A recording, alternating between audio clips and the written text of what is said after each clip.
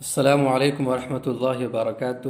الحمد للہ رب العالمین والصلاة والسلام علی سید الانبیاء والمرسلین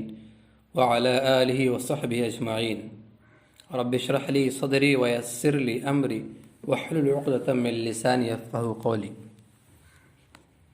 وحی کی تعریف معلوم ہو جانے کے بعد وحی کی ضرورت کیا ہے، اس سلسلے میں تھوڑی سی گفتگو ملاحظہ فرمائیں۔ دیکھیے، وحی جو ہے ایک دینی اعتقاد ہونے کے ساتھ ساتھ ایک عقلی ضرورت بھی ہے، ایک ریشنل نیڈ بھی ہے۔ جب ایک انسان اللہ رب العزت پر ایمان رکھتا ہے، وہ اس بات پر ایمان رکھتا ہے کہ یہ کائنات ایک قادر مطلق نے پیدا کیا ہے، وہی اس کے مربوط اور مستحکم نظام کو اپنی حکمت بالغہ سے چلا رہا ہے، اور اسی نے انسان کو کسی خاص مقصد کے تحت یہاں بھیجا ہے، تو پھر یہ کیسے ممکن ہے کہ اس نے انسان کو پیدا کرنے کے بعد اسے بالکل اندھیرے میں چھوڑ دیا ہو اور اسے یہ تک نہ بتایا ہو کہ وہ کیوں اس دنیا میں آیا ہے، یہاں اس کے ذمے کیا فرائض ہیں، اس کی منزل مقصود کیا ہے، اور وہ کس طرح اپنے مقصد زندگی کو حاصل کر سکتا ہے۔ کیا کوئی شخص جس کے ہوش و حواس سلامت ہو ایسا کر سکتا ہے کہ اپنے کسی نوکر کو ایک خاص مقصد کے تحت کسی سفر پر بھیج دے اور اسے نہ چلتے وقت سفر کا مقصد بتائے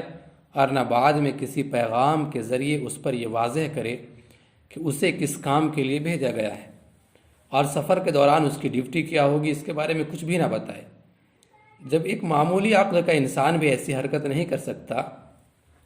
تو آخر اس خداوند قدوس کے بارے میں یہ تصور کیسے کیا جا سکتا ہے جس کی حکمت بالغہ سے کائنات کا یہ سارا نظام چل رہا ہے؟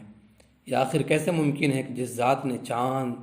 سورج، آسمان، زمین، ستاروں اور سیاروں کا ایسا محیر العقول نظام پیدا کیا ہو، وہ اپنے بندوں تک پیغام پہنچانے کا کوئی ایسا انتظام بھی نہ کر سکے جس کے ذریعے انسانوں کو اس کے مقصد زندگی سے متعلق ہدایت دی جا سکے؟ اگر اللہ تعالیٰ کی حکمت بالغہ پر ایمان ہے تو پھر یہ بھی ماننا پڑے گا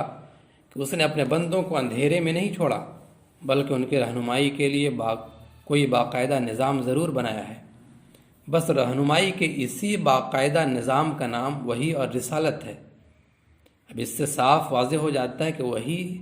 صرف ایک دینی اعتقاد ہی نہیں ہے، بلکہ ایک عقلی ضرورت بھی ہے، جس کا انکار در حقیقت اللہ تعالیٰ کی حکمت بالغہ کا انکار ہے۔ یہ وحی اللہ تعالیٰ نے ان ہزاروں پیغمبروں پر نازل فرمائی ہے جنہوں نے اپنے اپنے زمانے میں لوگوں کی ہدایت کا سامان کیا، یہاں تک کہ حضور اقدس صلی اللہ علیہ وسلم پر قرآن کریم قیامت تک آنے والے انسانوں کی رہنمائی کے لیے نازل فرمایا گیا، اور حضور پاک صلی اللہ علیہ وسلم پر اس مقدس سلسلے کی تکمیل ہو گئی۔ بارک اللہ لنا ولکم فی القرآن العظیم ونفعنی وإیاکم بالآیات والذکر الحکیم۔